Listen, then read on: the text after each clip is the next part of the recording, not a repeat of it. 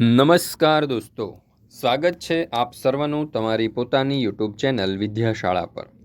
આજે આપણે ધોરણ 12ના અર્થશાસ્ત્ર વિષયના પાઠ નંબર 1 અર્થશાસ્ત્રમાં આલેખના સ્વાધ્યાયનું સંપૂર્ણ સોલ્યુશન આપણે આ વિડીયોની અંદર જોવાના છે। મિત્રો, આપણી આ ચેનલ ઉપર ધોરણ 12ના અર્થશાસ્ત્ર વિષયના બધા જ પાઠના સ્વાધ્યાયના સંપૂર્ણ સોલ્યુશનના વિડીયો અને પીડીએફ બંને મુકાઈ ચૂક્યા છે। આ વિડીયો અને પીડીએફનો અભ્યાસ કરવા માટેની લિંક તમને નીચે ડિસ્ક્રિપ્શન બોક્સની અંદર મળી જશે। જરૂરથી તેનો અભ્યાસ કરી લેજો। સાથે સાથે આપણા વોટ્સઅપ ગ્રુપમાં પણ જરૂરથી જોડાઈ જજો, જેથી કરીને આવનારા તમામ વિડીયો અને પીડીએફની લિંક તમને વોટ્સઅપ પર પ્રાપ્ત થતી રહે। પ્રશ્ન નંબર 1, નીચેના પ્રશ્નોના જવાબ માટે સાચો વિકલ્પ શોધો। પહેલો સવાલ, આકૃતિ કયા પ્રકારના વિતરણ માટે દોરવામાં આવે છે? તો જવાબ આવશે વિકલ્પ બ, અસતત।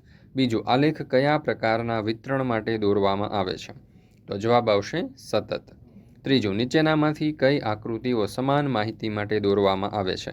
તો જવાબ આવશે વિકલ્પ અ, સાદી સ્તંભ આકૃતિ અને પાંસ પાસેની સ્તંભ આકૃતિ। ચોથું, આજના સમયમાં ઇન્ટરનેટ માટે કયું વિધાન સાચું છે? તો જવાબ આવશે વિકલ્પ અ, અભ્યાસ માટેનું એક સાધન છે। પાંચમું, આર્થિક માહિતી અંગેની ડેટા સીડી કોણ તૈયાર કરે છે? તો જવાબ આવશે વિકલ્પ ક, પ્રયોગશાળાઓ, સંશોધન કેન્દ્રો અને સરકાર વગેરે। મિત્રો, ધોરણ 3થી 12ના બધા જ વિષયના તમામ જે સ્વાધ્યાયના સોલ્યુશન છે તેની પીડીએફ અથવા તો તેની બુક તમે મેળવી શકો છો। એ બુક અથવા તો પીડીએફ મેળવવા માટે અહીંયા તમને વોટ્સઅપ નંબર આપેલો છે, અથવા તો અહીંયા તમે એપ્લિકેશનનું નામ આપવામાં આવેલું છે। પ્લે સ્ટોર ઉપર જઈ અને ઓશન કોચિંગ ક્લાસીસ સર્ચ કરશો એટલે તમે સરળતાથી આ એપ્લિકેશન ઉપરથી આ પીડીએફ અને આ બુક જે છે તે મેળવી શકશો। ત્યાર પછી જોઈએ પ્રશ્ન નંબર 2, નીચેના પ્રશ્નોના એક વાક્યમાં જવાબ આપો। એમાં પહેલો સવાલ, આકૃતિ એટલે શું? તો જવાબ આવશે અવલોકિત માહિતીનું ચિત્ર દ્વારા પ્રતિનિધિત્વ એટલે આકૃતિ। બીજો સવાલ, આલેખ એટલે શું? તો સ્વયં સ્પષ્ટ ન હોય તેવી અવલોકિત માહિતીનું ચિત્ર દ્વારા પ્રતિનિધિત્વ એટલે આલેખ। ત્રીજો સવાલ, સ્તંભ આકૃતિ એટલે શું? તો કોઈ એક આધાર પર કોઈ ચલનું મૂલ્ય દર્શાવી આકૃતિ એટલે સ્તંભ આકૃતિ। ત્યાર પછી ચોથો સવાલ, વૃત્તાંશ આકૃતિ એટલે શું? તો કુલ માહિતીના પેટા વિભાગોને વર્તુળના અંશના પ્રમાણમાં દર્શાવતી આકૃતિને વૃત્તાંશ આકૃતિ કહેવાય છે। પાંચમું, ડેટા સીડી એટલે શું? અર્થતંત્રની વિવિધ આંકડાકીય માહિતીનો સંગ્રહ કરીને તૈયાર કરવામાં આવતી કમ્પ્યુટર ડિસ્કને ડેટા સીડી કહે છે। ત્રીજું, નીચેના પ્રશ્નોના ટૂંકમાં જવાબ આપો। એમાં પહેલું, આકૃતિ એટલે શું અને તે શા માટે દોરવામાં આવે છે? તો આકૃતિ એટલે સ્વયં સ્પષ્ટ માહિતીનું ચિત્ર દ્વારા નિરૂપણ। આકૃતિ દોરવાના કારણો નીચે મુજબ છે: વિજ્ઞાપન કંપનીઓ ચિત્રો દ્વારા જાહેરાતોનું આકર્ષણ ઊભું કરવા, રાજ્ય સરકાર વિવિધ ક્ષેત્રોની માહિતી આપવા, સામાજિક સંસ્થાઓ જુદા જુદા સામાજિક પ્રશ્નોની અસરકારક રજૂઆત દ્વારા સમાજમાં જાગૃતિ ફેલાવવા। ત્યાર પછી બીજો સવાલ, આલેખ એટલે શું અને તે શા માટે દોરવામાં આવે છે? તો આલેખ એટલે જે માહિતી સ્વયં સ્પષ્ટ ન હોય તે માહિતીનું ચિત્ર દ્વારા નિરૂપણ। આલેખ દોરવાના કારણો નીચે મુજબ છે: અર્થશાસ્ત્રના કેટલાક અઘરા સિદ્ધાંતોની સમજૂતી સ્પષ્ટ અને સરળ બનાવવા, સમગ્રલક્ષી પરિબળોમાં થતા પરિવર્તનોના વલણની સ્પષ્ટ રજૂઆત કરવા, ટૂંકા અને લાંબા ગાળાના આકસ્મિક પરિવર્તનો કે નિયમિત પરિવર્તનોના અભ્યાસ કરવા માટે। ત્રીજો સવાલ, અર્થશાસ્ત્રમાં આકૃતિ અને આલેખનું મહત્વ જણાવો। તો અર્થશાસ્ત્રમાં આકૃતિ અને આલેખનું મહત્વ નીચે મુજબ છે: આકૃતિ અને આલેખ દ્વારા અટપટો લાગતો અર્થશાસ્ત્રનો અભ્યાસ સરળ અને સ્પષ્ટ બને છે। અર્થતંત્રના વિવિધ ક્ષેત્રોમાં થતા ફેરફારોના વલણ જાણી શકાય છે અને સહેલાઈથી સમજી શકાય છે। સમય અને શક્તિના બચાવ સાથે અર્થતંત્રની ઘટનાઓમાં થતા ફેરફારો સ્પષ્ટ રીતે દર્શાવી શકાય છે અને જુદા જુદા સમયગાળા માટે તેમને સરખાવી શકાય છે। અર્થશાસ્ત્રના કેટલાક અઘરા સિદ્ધાંતોની રજૂઆત સ્પષ્ટ અને સરળ બને છે। ત્યાર પછી ચોથો સવાલ, અર્થશાસ્ત્રનો અભ્યાસ કરવામાં કમ્પ્યુટર ટેકનોલોજી કઈ રીતે ઉપયોગી બને છે?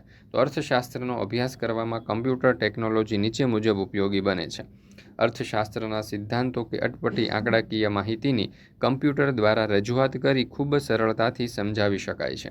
કમ્પ્યુટરની એક્સેલ શીટમાં અર્થશાસ્ત્રની વિપુલ માહિતી સંગ્રહિત કરી તે ઉપરથી સરવાળા, સરેરાશ, સહસંબંધ વગેરેના મૂલ્ય ખૂબ ઝડપથી મેળવી શકાય છે, તેમજ આવી માહિતી માટે વિવિધ પ્રકારની આકૃતિઓ પણ સહેલાઈથી દોરી શકાય છે। કમ્પ્યુટર ટેકનોલોજીના વિવિધ પ્રોગ્રામ્સની મદદથી અર્થશાસ્ત્રની વિવિધ આંકડાકીય માહિતી માટે આકૃતિ અને આલેખ દોરી શકાય છે। અર્થશાસ્ત્રના ઉચ્ચ અભ્યાસ અને સંશોધન માટેની જરૂરી માહિતી કમ્પ્યુટરની હાર્ડ ડિસ્ક કે પેનડ્રાઈવમાં સાચવી રાખી ગમે તે સમયે કે સ્થળે તેનો ઉપયોગ થઈ શકે છે. તેમજ SPSS, HCHAZM જેવા એડવાન્સ પ્રોગ્રામના ઉપયોગ દ્વારા અનેક પ્રકારની આંકડાકીય ગણતરી થઈ શકે છે.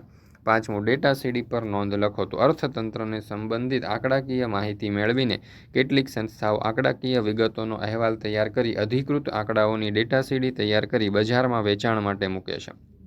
સંશોધન સંસ્થાઓ, શિક્ષણ સંસ્થાઓ વગેરે આવી ડેટા સીડી ખરીદી તેનો ઉપયોગ અર્થતંત્રના અભ્યાસ અને સંશોધન માટે કરે છે. ભારતની રાષ્ટ્રીય આવકની ગણતરીની ડેટા સીડી, ભારતની વસ્તી ગણતરીની ડેટા સીડી, NSOની ડેટા સીડી, વિવિધ મંત્રાલયોના આંકડાઓની ડેટા સીડી વગેરે બજારમાં ઉપલબ્ધ છે. CMIE centre for monitoring Indian economy જેવી સંસ્થા પણ અર્થશાસ્ત્રની આંકડાકીય માહિતીની ડેટા સીડી તૈયાર કરી તેનું વેચાણ કરે છે. ડેટા સીડીમાં અનેક પ્રકારની આંકડાકીય માહિતી હોય છે, જેમાંથી જરૂરી માહિતી માત્ર જાણકાર વ્યક્તિ જ મેળવી શકે છે. ધોરણ 3 થી 8ની સ્વ-અધ્યયન પોથીના બધા જ પાઠના જે સ્વાધ્યાયના બધા જ જે સ્વ-અધ્યયન પોથી છે બધા જ વિષયની તેમના સોલ્યુશનની PDF તમારે જોઈતી હોય તો અહીંયા નંબર આપેલો છે અથવા તો એપ્લિકેશનનું નામ આપેલું છે, એના ઉપર તમે સર્ચ કરી શકો છો. પ્રશ્ન નંબર 4. નીચેના પ્રશ્નોના મુદ્દાસર જવાબ આપો. એમાં પહેલો સવાલ, આકૃતિ અને આલેખ દોરતી વખતે ધ્યાનમાં રાખવાની બાબતો જણાવો. તો પહેલો મુદ્દો, આકૃતિ અને આલેખના પ્રકારની પસંદગી અને રજૂઆત. તો કોઈ પણ માહિતીને આકૃતિ કે આલેખ દ્વારા આકર્ષક અને અસરકારક બનાવવા આકૃતિ કે આલેખના પ્રકારની પસંદગી મહત્વની બને છે. જેમ કે કોઈ માહિતી વિભાજિત સ્તંભ આકૃતિ અને વૃત્તાંશ આકૃતિ બંને દ્વારા રજૂ થઈ શકતી હોય તો આ બંને આકૃતિમાંથી કઈ આકૃતિની રજૂઆત વધુ અસરકારક બને છે તેની પસંદગી જરૂરી છે. બીજું, માહિતીની સ્પષ્ટતા. કોઈ પણ માહિતીની આકૃતિ કે આલેખ દ્વારા રજૂઆત ચોખ્ખી અને સુઘડ હોવી જોઈએ. રજૂ કરેલ માહિતી શું દર્શાવે છે તે જણાવવું જરૂરી છે. ચોક્કસ સ્કેલ માપ. આકૃતિ કે આલેખ દોરવા માટે એવું સ્કેલ માપ પસંદ કરવું જોઈએ કે જેથી આકૃતિ કે આલેખનું કદ અત્યંત નાનું કે મોટું ન હોય. બંને ધરી પરની વિગતો સ્પષ્ટ દર્શાવી. આકૃતિ અને આલેખ માટે બંને ધરી ઉપર કઈ વિગતો દર્શાવી છે તે જણાવવું જરૂરી છે. આંકડાકીય માહિતીનો સ્ત્રોત. આકૃતિ કે આલેખ જે માહિતી માટે દોરવામાં આવ્યો હોય તે માહિતીનો સ્ત્રોત દર્શાવવો જોઈએ જેથી આકૃતિ કે આલેખ વિશ્વસનીય અને અધિકૃત બને છે. આંકડાકીય માહિતીની ગણતરીની રીતો દર્શાવી. જ્યારે માહિતી સ્વયં સ્પષ્ટ ન હોય તો તેવી માહિતીના સ્પષ્ટીકરણ માટે વપરાયેલા આંકડાશાસ્ત્રના સાધનની વિગતો દર્શાવવી જોઈએ. સ્તંભ આકૃતિ દોરતી વખતે ધ્યાનમાં રાખવાની બાબતો જણાવો. તો સ્તંભ આકૃતિ દોરતી વખતે નીચેની બાબતો ધ્યાનમાં રાખવી જોઈએ. દરેક સ્તંભની પહોળાઈ સરખી હોવી જોઈએ, જે કોઈ મૂલ્ય દર્શાવતી નથી. દરેક સ્તંભની ઊંચાઈ ચલ મૂલ્યને પ્રમાણસર હોય છે. પ્રત્યેક બે સ્તંભો વચ્ચેનું અંતર સરખું હોવું જોઈએ અને તેટલું જ અંતર ઉદ્ગમ બિંદુ અને પ્રથમ સ્તંભ વચ્ચે જળવાવું જોઈએ. સામાન્ય રીતે પ્રત્યેક સ્તંભ X ધરી ઉપર દોરવામાં આવે છે. Y ધરી ઉપર સ્તંભ દોરી શકાય છે. સ્તંભ આકૃતિમાં સ્તંભ માહિતીના ક્રમમાં જ દોરવામાં આવે છે. ત્યાર પછી ત્રીજો સવાલ, આકૃતિ અને આલેખ વચ્ચેનો તફાવત જણાવો. પહેલો મુદ્દો, માહિતી સ્વયં સ્પષ્ટ હોય ત્યારે આકૃતિ દોરવામાં આવે છે. માહિતી સ્વયં સ્પષ્ટ ન હોય ત્યારે આલેખ દોરવામાં આવે છે. આકૃતિ દોરવા આંકડાશાસ્ત્રનું જ્ઞાન હોવું જરૂરી નથી. આલેખ દોરવા માટે આંકડાશાસ્ત્રનું જ્ઞાન હોવું જરૂરી છે. માહિતીને સ્પષ્ટ કરવા આંકડાશાસ્ત્રના સાધનોનો ઉપયોગ કરવો પડતો નહીં. માહિતીને સ્પષ્ટ કરવા આંકડાશાસ્ત્રના સાધનોનો ઉપયોગ આલેખમાં કરવો પડે. આકૃતિ દોરતી વખતે સ્કેલ માપ લેવામાં આવે છે. ચોક્કસ સ્કેલ માપ વડે આલેખ દોરવો શક્ય નથી. ત્યાર પછી પ્રશ્ન નંબર 4, અર્થશાસ્ત્રનો અભ્યાસ કરવામાં ઇન્ટરનેટ ટેકનોલોજીનો ઉપયોગ સમજાવો. તો એમાં પહેલું છે ટ્યુટોરિયલની ગરજ સારી. તો ઇન્ટરનેટ દ્વારા અર્થશાસ્ત્ર વિષયનું પાવરપોઈન્ટ પ્રેઝન્ટેશન તેમજ વાંચવાલાયક સાહિત્ય ઓપન એક્સેસ લિંકમાં મૂકવામાં આવે છે, જે વિષયના અભ્યાસ માટે ટ્યુટોરિયલનું કામ કરે છે. બીજું, વિષયનું ત્વરિત શિક્ષણ કે જાણકારી. ઇન્ટરનેટ દ્વારા વિષય નિષ્ણાંતના વ્યાખ્યાનોની વિડીયો ઓપન એક્સેસ લિંક પર મુકાય છે, જે વર્ગખંડમાં અપાતા શિક્ષણનું કામ કરે છે. તો શિક્ષકોના વ્યાખ્યાન ઇન્ટરનેટના માધ્યમથી ટેલિવિઝન પર પ્રસારિત થાય છે. ત્રીજું, વિષયની વાંચવાલાયક માહિતી. ઇન્ટરનેટ પર અર્થશાસ્ત્ર વિષયના ઘણા બધા પુસ્તકો વિનામૂલ્યે વાંચવા મળે છે. જે તે વિષયના તજજ્ઞ લેખો, વિષયના જર્નલ વગેરે ઇન્ટરનેટના માધ્યમથી વાંચવા મળે છે. ચોથું, વિષયની અનેકવિધ માહિતી મેળવવા. ઇન્ટરનેટ પર સર્ચ કરી અર્થશાસ્ત્રનું શિક્ષણ આપતી કોલેજ તથા યુનિવર્સિટીની માહિતી મેળવી શકાય છે. આ ઉપરાંત સંદર્ભ પુસ્તકો, અર્થશાસ્ત્રની વ્યાખ્યાઓ, નોંધ વગેરે મેળવી શકાય છે. પાંચમું, અર્થશાસ્ત્ર વિષયની આંકડાકીય માહિતી મેળવવા માટે. તો ઇન્ટરનેટના માધ્યમથી RBIની વેબસાઇટ પર બેન્કિંગ અંગેની માહિતી વેપાર મંત્રાલયની વેબસાઇટ પરથી આયાત નિકાસની માહિતી મેળવી શકાય છે. રાષ્ટ્રીય અને આંતરરાષ્ટ્રીય સ્તરે કાર્ય કરતી સંસ્થાઓ જેવી કે centre for monitoring Indian economy વગેરે પાસેથી અર્થશાસ્ત્ર વિષયની કેટલીક માહિતી મેળવી શકાય છે. 5મો સવાલ, કમ્પ્યુટર અને ઇન્ટરનેટના ઉપયોગના ભયસ્થાનો જણાવો. તો કમ્પ્યુટર એક સાધન છે, તે અભ્યાસ સામગ્રી નથી, તેથી તેનો ઉપયોગ જ્ઞાન કે અભ્યાસની અવેજીમાં થઈ શકે નહીં. કમ્પ્યુટર માત્ર વિષયના અભ્યાસની પ્રક્રિયા સરળ બનાવવામાં મદદ કરે છે. કમ્પ્યુટર પ્રોગ્રામની પૂરતી જાણકારી વિના વિષયનો અભ્યાસ કરવામાં આવે તો ખોટા પરિણામો કે ખોટી આકૃતિ કે આલેખ મળે છે, જે વિષયનો અભ્યાસ મુશ્કેલ બનાવે છે. કમ્પ્યુટરમાં માહિતી ખોટી જગ્યાએ સંગ્રહિત કરી હોય તો તેવી માહિતી રદ થઈ શકે છે. ઇન્ટરનેટના ઉપયોગમાં ભયસ્થાનો નીચે મુજબ છે. હવે ઇન્ટરનેટ માહિતી મેળવવા માટેનું એક સાધન છે. તે શિક્ષક કે આપણી વિચાર શક્તિ કે તર્ક શક્તિનું સ્થાન લઈ શકે નહીં. ઇન્ટરનેટ પર અનેક પ્રકારની ખોટી, અપ્રસ્તુત, ભ્રામક કે નકલ કરેલ માહિતી ઉપલબ્ધ હોય છે. આવી માહિતીના ઉપયોગથી દૂર રહેવું જોઈએ. ઇન્ટરનેટ પર ઉપલબ્ધ માહિતીમાંથી સાચી માહિતી અને ખોટી માહિતી અલગ પાડવાની જાણકારીનો ઉપયોગ કરવો જરૂરી બને છે. ઇન્ટરનેટ પર વિશ્વસનીય વેબસાઇટનો ઉપયોગ કરી માહિતી મેળવવી જોઈએ. તેમ ન કરતાં વિષયનો અભ્યાસ ગેરમાર્ગે દોરે છે. 6થો સવાલ, અર્થશાસ્ત્ર અંગેની બાબતો વ્યક્ત કરવા માટે સામાન્ય પ્રજા તથા નિષ્ણાંતો માટે આકૃતિઓ અને આલેખોનું શું મહત્વ છે? તો અર્થશાસ્ત્ર અંગેની બાબતો વ્યક્ત કરવા માટે સામાન્ય પ્રજા તથા નિષ્ણાંતો માટે આકૃતિઓ અને આલેખોનું મહત્વ નીચે મુજબ છે. સામાન્ય રીતે અઘરો અને અટપટો લાગતો અર્થશાસ્ત્ર વિષયનો અભ્યાસ આકૃતિઓ દ્વારા સરળ બને છે અને આલેખો દ્વારા વધુ સ્પષ્ટ બને છે. અર્થતંત્રમાં થતા પરિવર્તનોના જુદા જુદા વર્ષોના વલણ સહેલાઈથી એક જ આકૃતિ કે આલેખમાં દર્શાવી શકાય છે. આકૃતિઓ અને આલેખની મદદથી અર્થતંત્રના વિવિધ ક્ષેત્રોમાં થતા ફેરફારો સહેલાઈથી સમજી શકાય છે. જુદા જુદા વર્ગો, પ્રદેશો, ક્ષેત્રો તેમજ સમયગાળામાં અર્થતંત્રના કેટલાક પરિબળોની સરખામણી આકૃતિઓ અને આલેખોની મદદથી સહેલાઈથી થઈ શકે છે.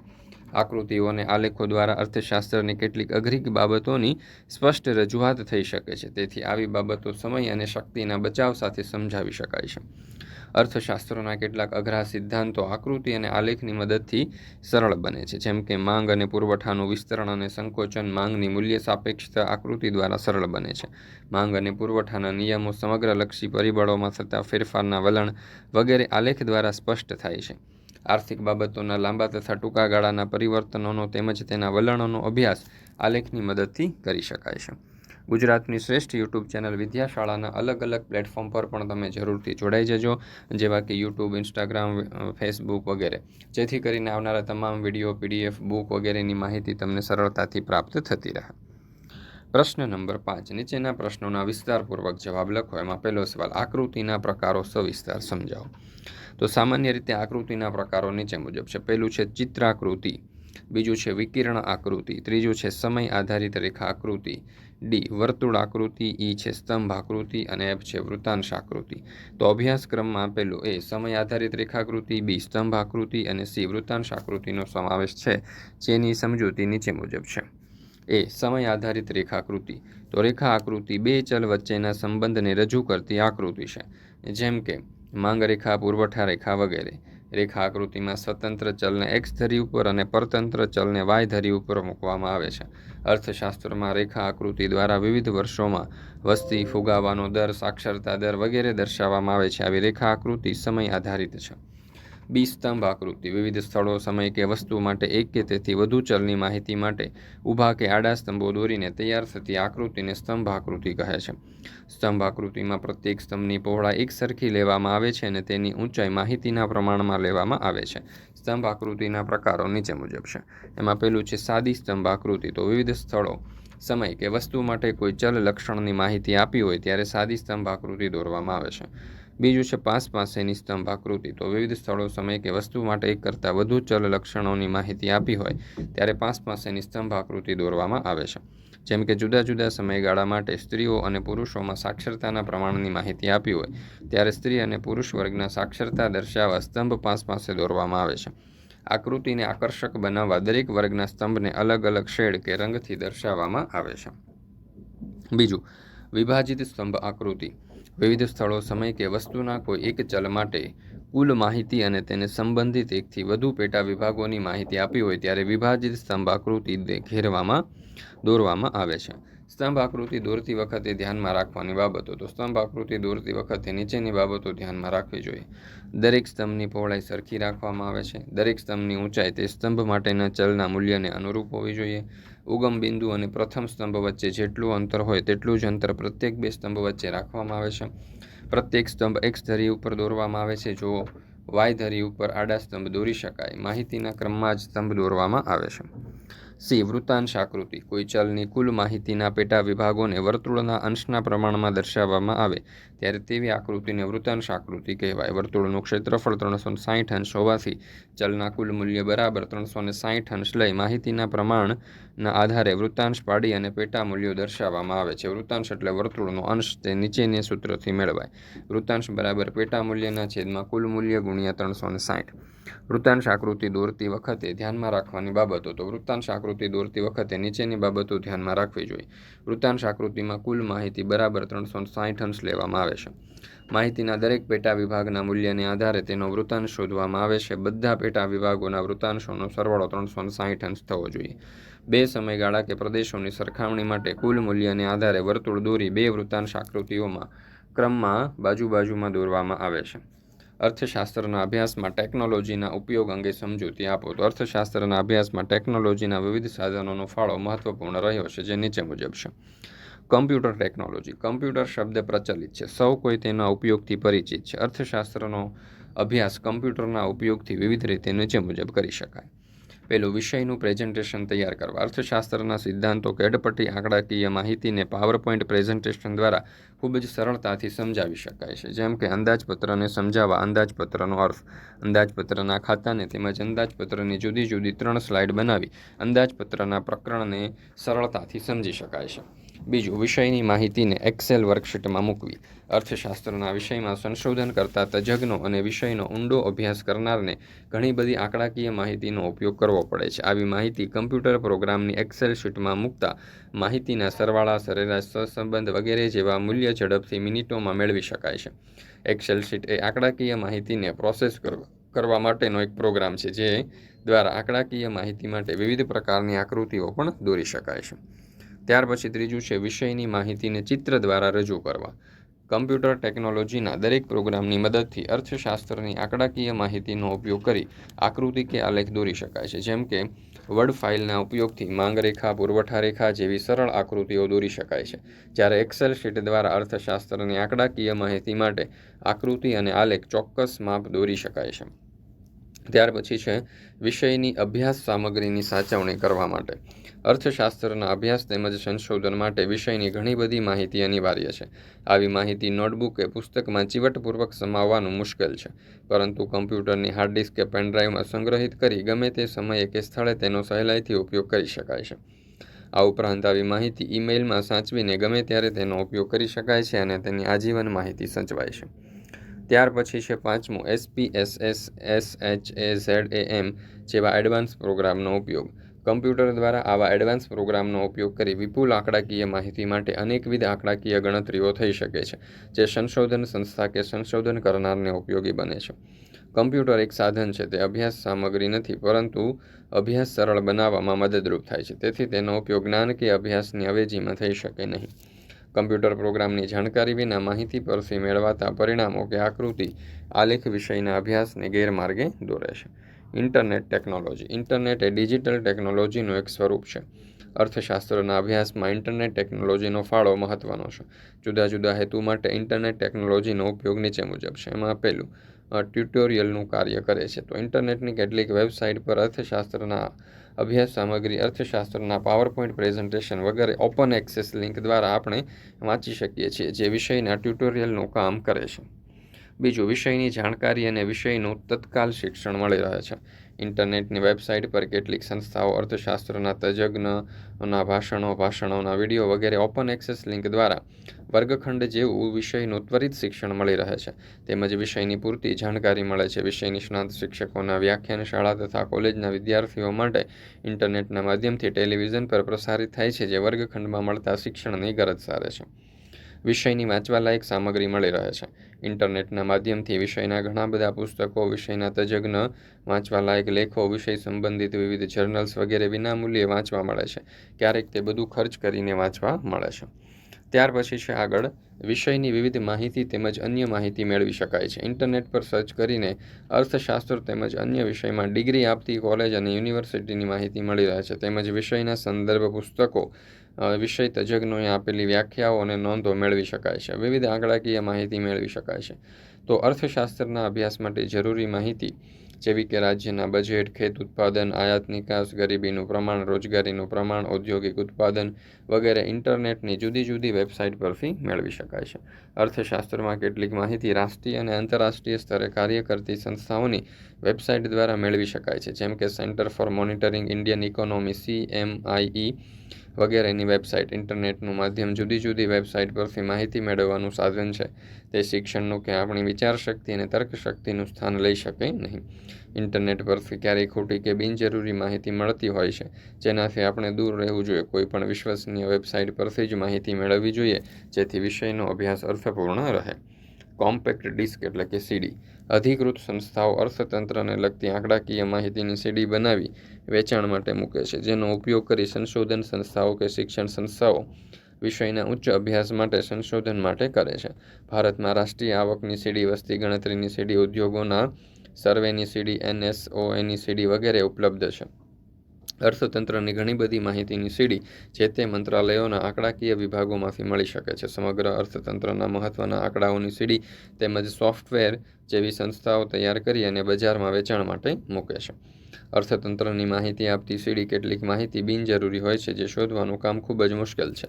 સોફ્ટવેરના ઉપયોગ માટેની જાણકારી હોવી જરૂરી છે. દોસ્તો, ફરી મળીશું આપણે પાઠ નંબર 2ના સ્વાધ્યાયના સોલ્યુશન સાથે. આપણી આ ચેનલ ઉપર ઇકોનોમિક્સ એટલે કે અર્થશાસ્ત્ર વિષયના બધા જ પાઠના સંપૂર્ણ સ્વાધ્યાયના સોલ્યુશનના વિડીયો અને PDF બંને મુકાઈ ચૂક્યા છે. આ વિડીયો અને PDFનો અભ્યાસ કરવા માટેની લિંક તમને નીચે ડિસ્ક્રિપ્શન બોક્સની અંદર મળી જશે. જરૂરથી તેનો અભ્યાસ કરી લેજો. સાથે સાથે આપણા WhatsApp ગ્રુપમાં પણ જરૂરથી જોડાઈ જજો, જેથી કરીને આવનારા તમામ વિડીયો અને PDFની લિંક તમને WhatsApp પર પ્રાપ્ત થતી રહે.